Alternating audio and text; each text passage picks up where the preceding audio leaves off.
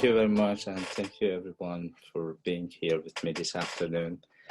And I would like to thank Sesame for providing this opportunity for us to talk our PreMESA panel in a PreMESA time. So in order to begin, I need to share with you my PowerPoint.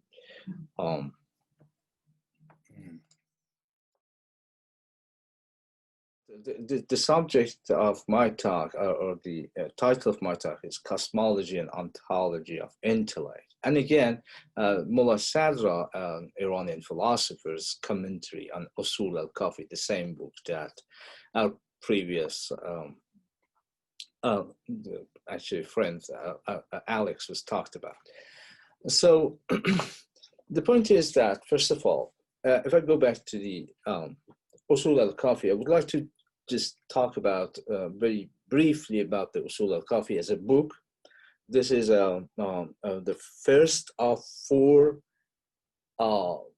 Shi'i hadith or tradition collection. And then 4 of them, I mean, all of the Shi'i hadith collections, they start with a chapter. The title of the chapter is The Book of the Intellect and Ignorance.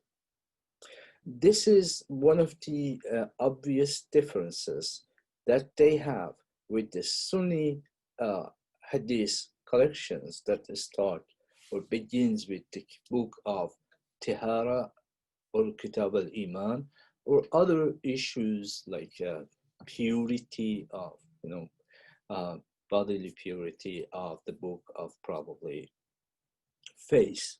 So for Shiites, the book starts with the book of the Kitab al-Aqli wal-Jahd, or in another way, the book of intellect and ignorance. Now, Mullah Sadra Shirazi, living in 16th century, is an Iranian philosopher, is mostly known as a philosopher. I'll discuss this later. He does write a commentary on Usul al-Kafi, on a book, and mostly to the first and second chapter. Now, what was interesting for me, first of all, usually the hadith as a transmitted knowledge, a knowledge which is transmitted in Arabic language, al-ulum al-naqliyat, those are the transmitted. Mostly theologian or maybe jurist may like to write commentaries on those kind of books, but we do have a philosopher who comes and writes a book, a commentary on this hadith collection.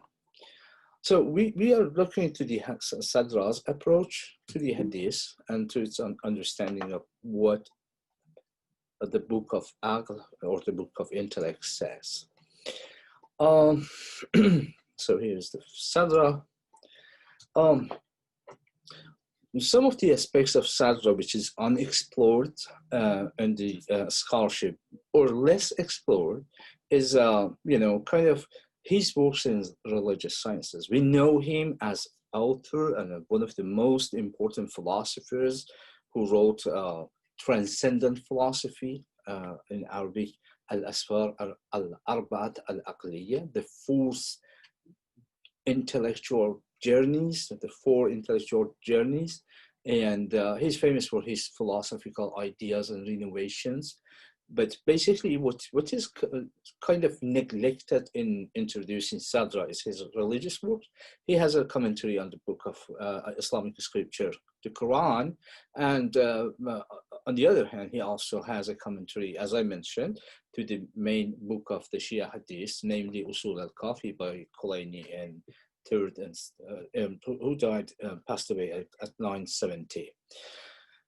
So his work on Usul al-Kafi is, at the center of our attention here. But also a brief explanation. I mentioned about the Usul al-Kafi, written about the 10th century, and it's one of the first of the four authentic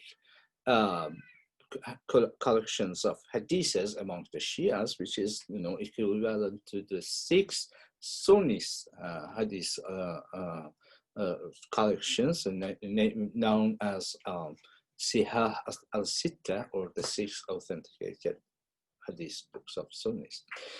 So there has been also a tradition among the Shia scholars, whether they were jurists, or mutakallim, jurists, or theologians or philosophers, to write commentary on the Usul al-Kafi, but based on their own different standpoint, whether it is philosophical or juristic. I try to make a kind of chronology of the works and commentaries on Usul al-Kafi, and we have a good number of them written in different aspects. I'm not going to read the title of all of them here, but there is a good number of them written in the term of history. So now, one thing that I wanted to look at was the Sadra's approach to evaluating the reality of intellect and aql in his commentary to hadiths of the opening chapter, the first chapter of Usul al-Kafi, where he proposes an Islamized version of cosmology, like a philosophical cosmology and ontology of intellect. And I was like, pay attention to the point that the time that Sadra does this works and writes his commentary on this Usul al-Kafi, he also has the strong opposition within the Shia scholar, within Shia seminary as well. So it becomes more important when the other commentators of Shia hadith, such as Muhammad Baqir Majlisi, a prolific Shia hadith authority, directly attacks philosophical and intellectual interpretation of hadith and revelation for its implicit denial of religious creeds. So philosophers like the tradition of Al-Ghazali in Islam, like who attacked Ibn Sina for denial of religious creeds.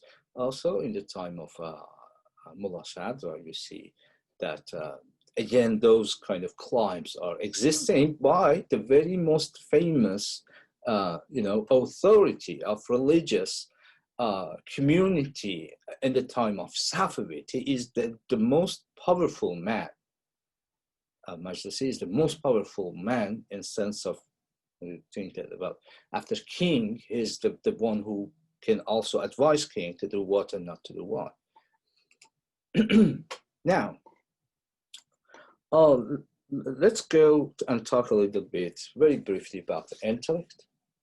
So the question is, what is intellect? Part of the discussion and debates that we have here today is that how they try to talk about intellect. And that's why, or how to try to define intellect. That makes a huge impact or huge differences between these two groups of people. First of all, we know that we define everything by intellect, and one cannot define intellect except by means of intellect. So something is defining itself, okay? So it may not be that perfect, but what they did, mostly philosophers and other people in the history of thought, they tried to explain the functions of functional aspects or cosmological or ontological levels of intellect, instead of putting effort and time on defining intellect as a noun. So based on this, Muslim scholars had different views on definition and function of intellect, its role in interpreting the scripture and its canonical importance and faith. The literal meaning of intellect in Arabic is to restrain, and its basic function is to restrain man from a bad conduct. Within the context of both transmitted and intellectual Islamic sciences, there are various purpose and definition of intellect that includes various levels of the human faculty of thinking to an immaterial substance which is directly emanated from God and therefore called the first created being. The first created being, which, you know, it probably reminds us of kind of a philosophical notion, which is. Now let's see, I'll try to look at Sadra's commentaries on Usul al-Kafi and his writing on his explanation of intellect. Sadra explains intellect in different ways, or he tries to tell us that intellect has different hierarchies or has different aspects. From the very basic, he says that intellect is an innate disposition, which is in Arabic is qariza, by which human is distinguished from other animals. You know, you have the soul, everyone has a soul, plant has soul, animal has soul, human has soul, but what's the difference between human soul and animal soul is the innate disposition or ability of thinking, or function of thinking. And then again, he says that there is another aspect or definition of intellect, which is usually theologian used, and that's the power to understand good from bad, or the good of this the goal of this is affirmation or negation. He likes to say that the whole is bigger than its part. And then he says that there is another aspect of intellect, which is used in the science of ethics or ulum akhlaq. This intellect is a part of human soul that by practicing the religious beliefs, one gradually gains it. So this is an aspect which is, one has to reach to it. It's not there. Potentially you possess it, or by practice of religious beliefs, you will, gain it, or you will reach it. You activate it. The other function is the faculty by which people may call someone as intellectual or aqil or wise. But Sadra also explains us that people of truth call this ability al-nukra, or mischief, not al-aql. So he said that someone truly can do something, but in a negative way. So he says that this is not the real intellect. So he also talks about another intellect, which is narrated in the philosophical books of the book of the soul, that is divided into 4 categories of potential intellect, habitual intellect, actual intellect, and intellectus in actus. So finally, he talks about the intellect discussed in the book of divinity or ilahiyat and knowledge of God. This is an entity that has no attachment or connection to anything but his creator, who is the self-abiding God. So this intellect is immaterial substance, while the former definitions were part of the human soul or its faculties. Now, why Sadra is going to write a commentary on the Hadithi, or the traditional book of Hadith, is that Sadra in his introduction states that this commentary serves to unveil the in-depth concepts of Hadith that previous commentators were not able to grasp them. And he states that he tries and he wants to be able to bring, he asks God to help him to be able to bring out those meanings from the potentially to actuality, highlighting them from secrecy to existence. So in another way, he tries to tell us something. When he says that there's something inward that he's going to bring it outward to, show it to the others, those realities, those inner meaning or in-depth meaning, in a way he compares the hadith tradition, which is the saying of prophet or Shi'i imams. He compares them to the Quran in a hermeneutical way. He says that, no, my believer brother, the science of hadith is like Quran, that includes an outward and inward, concise, clear exegesis, a spiritual hermeneutics, firm, allegorical, and abrogated, and excludes. So all this should be considered in understanding a hadith. Now, in the domain of the opponents of philosophy at his time, I mentioned that, Sadat writes his book and talks his ideas in a time that the very anti-philosophical mind has the power of community, and he's the head of religious seminaries and the right hand to the king of Safavid era. So but considering all these things, he tells us that a true believer don't, in whatever he apprehends of the truth, does not pay attention to these prominent ideas and doesn't care about that. And the only thing that he needs to care is the truth. So now, the hadith is this one. The book starts with this hadith. I'm sorry, we are running out of time like this. The main hadith is that when God created intellect, he interrogated it. Then God said to it, come forward. So he drew near. Then God said to it, turn back. So it did. Then God said, by my power and my glory, I created no creature more loved by me than you, and I did not make you complete save in one whom I love.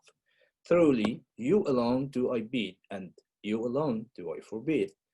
You alone do I punish, and you alone do I reward.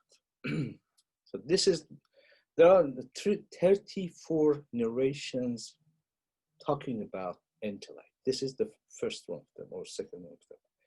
He writes commentary on most of those hadiths. But one of them, which is more controversial in whole Islamic tradition, is this one. So we have here the English translation of when God created the intellect.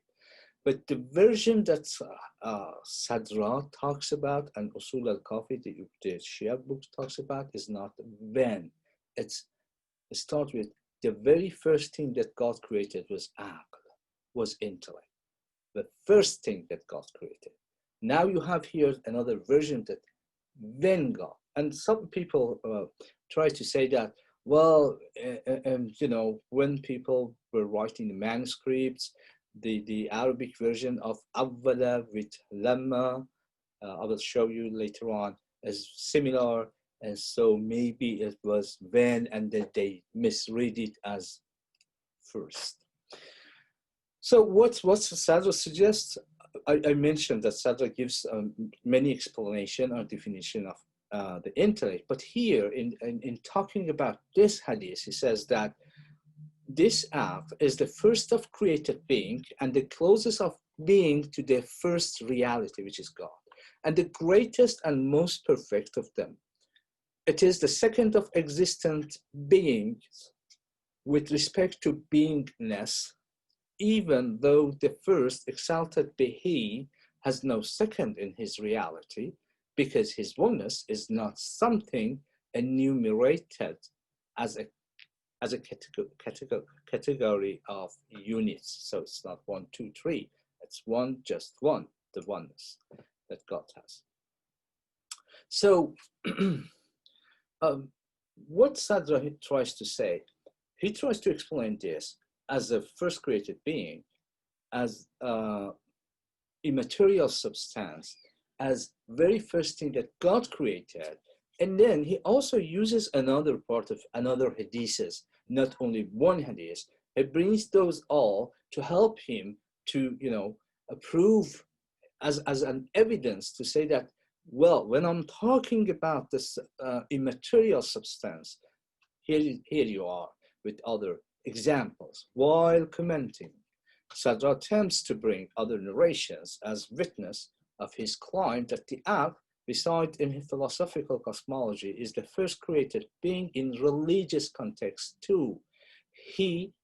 For instance, he uses narrations such as the first thing that God created is intellect, as well as other narrations that describe being the first created being as Muhammadan light, Nur Muhammadiyah, or a spirit of Muhammad, or the very first thing was the light, the spirit, and some of them regarding it as pen as well, or cherub angel, Malakun Kerubi.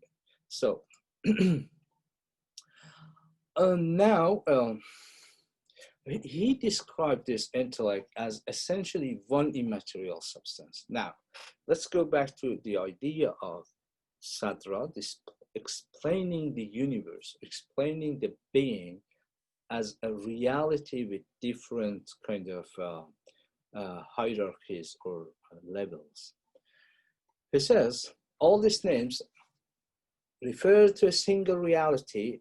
It is in its various functions. Different attributes are the reason for having varied names. The intellect, accordingly, is not corporeal. It is essentially one. Its quiddity and reality is an independent substance with no connection to physical bodies. Its being is not like accidents, nor does it conduct resemble souls. It has no part, nor its mixed like forms and materials. Now, what we see in Sadra's talk, I'm trying to make it very brief, is that he tries to reconcile philosophy and religion. And he brings religious, evidences and witnesses from, the religious sources that he has in order to explain that there's no duality between his own theological, philosophical mind and the scripture per se. So, yeah. Also, he uses the terminology of his transcendent philosophy in explaining what the intellect is in Islamic context. So I'm going very brief. But the main point is that, let me read what he writes in as one aspect. First, the act or the intellect has different degrees, and the one that is the most perfect is the first created being and the closest to the independent beings. It is the most obedience to God with no disobedience. But the later intellects that are descending to human bodies because of the mixture and combination and attaching to the bodily desires are capable of disobedience based on the strength or weakness of the power of intellect and spiritual insight. So one reality, different names, different functions, full perfect obedience to less obedience because of the mixture with the human, with the material bodies. So thus, Sadra declares that the descendant intellects are of the same type as the first intellect, and in fact they are descendant degrees thereof.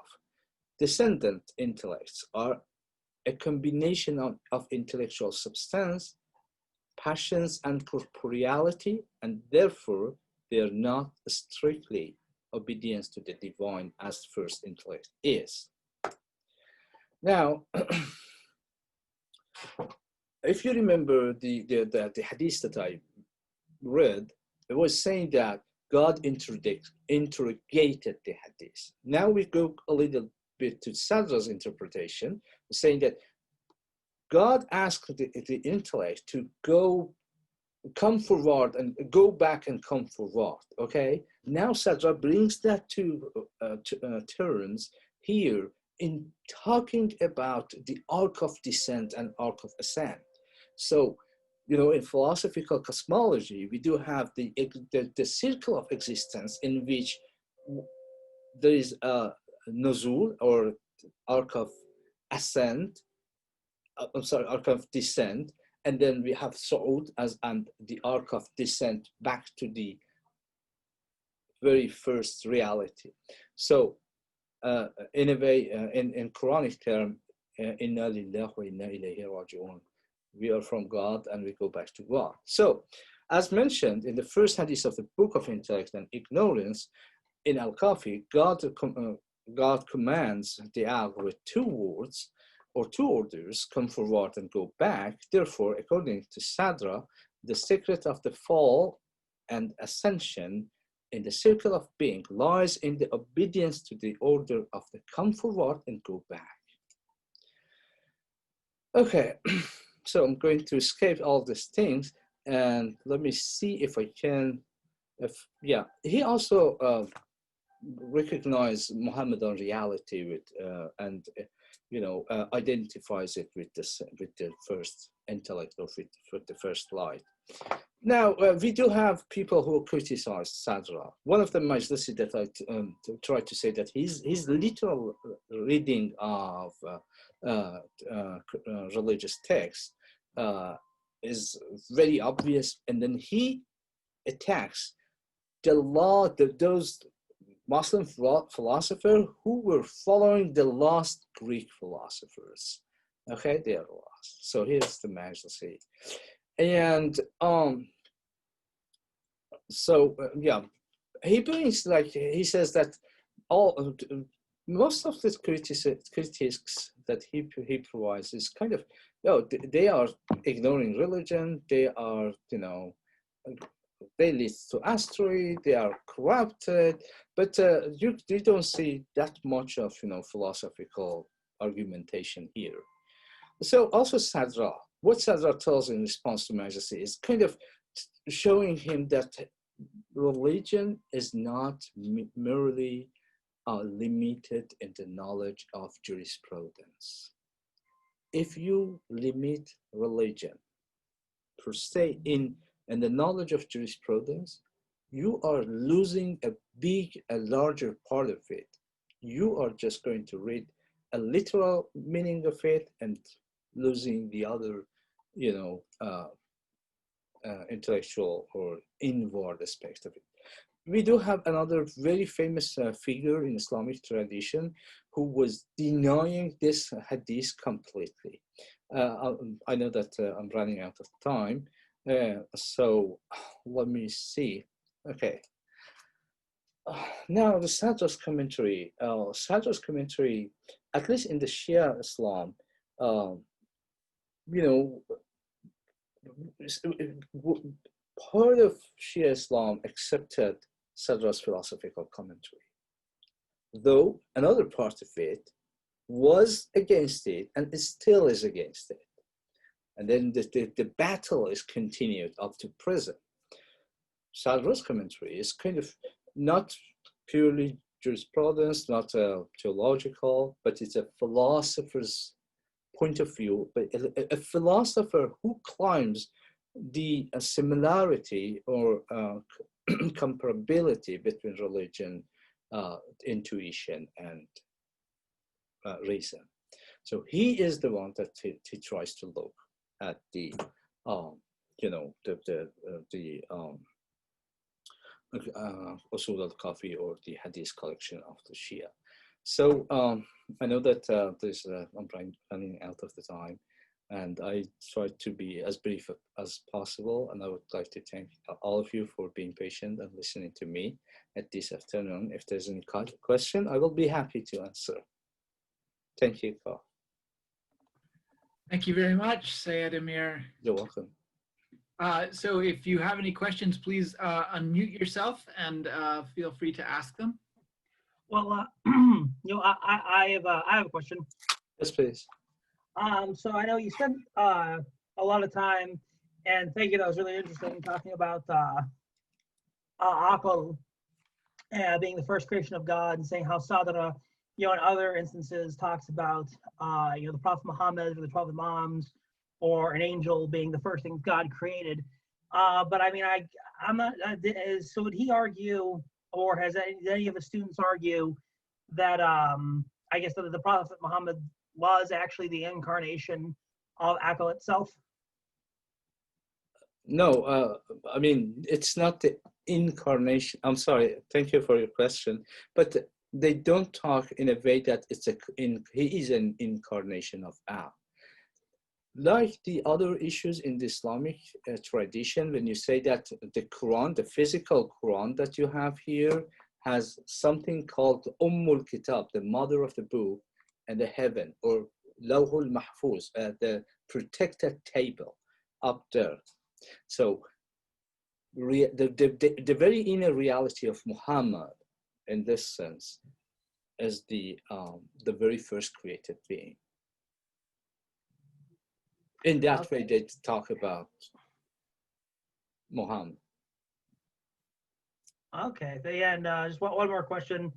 Yes, is that I just finished reading this book here. It's called Superstition as Ideology in Iranian Politics, by Ali Rahman.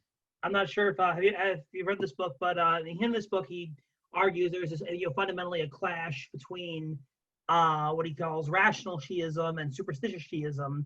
And in rational Shi'ism, he considers mainly Mullah Sadra, Imam Khomeini, and the reformist movement in Iran, all the representatives of reason and the intellect, while he considers Shah Ismail and Majlisi, who is probably the focus of 75% of the book, as well as Mahmoud Ahmadinejad and Mohammad Reza Pahlavi. They are all representatives of superstition. And so I guess, and there's a popular argument I've heard before that they say that Mullah Sadra's philosophy was basically provided the basis for Khomeini's Walaya Faqih, and that Mullah Sadra was Khomeini's main influence. So I guess did Khomeini write any commentaries on Mullah Sadra's commentaries on Usul al-Kafi? No. Yeah, I guess I discussed this issue before, probably last year. Again, it was probably in the PreMESA. I know that Khomeini was a commentator of Sadra's philosophy, Sadra's transcendent philosophy. But Khomeini's, I discussed this last year in the same panel, Khomeini's Walayat al-Faqih is purely a jurisprudence, a juristic idea. He proves it basically most of the time based on the hadiths, the transmitted knowledge that he has. And so it is not a philosophical theory. On the other hand, Allama Tabatabai has his own philosophical political theory, which is, is not same as Khomeini's ideas. He has another one, but that one is philosophical. But Khomeini's, the basis of his ideas is fiqh or juristic. And I can't say that Sadra was, the basic of this Walayat al-Faqih idea. But the book you mentioned, thank you very much. I should read that. I should see that. All right. Well, I'm afraid that that will bring us to the end of today's session. Thank you all for coming. Thank you in particular to Seyed Amir and Alex for their very interesting talks. And we look forward to seeing you again at our next event, which will be on October 18th, when Hussein Ibish will be joining us to talk about the current state of the world thank you again, and have a great afternoon. Thank you.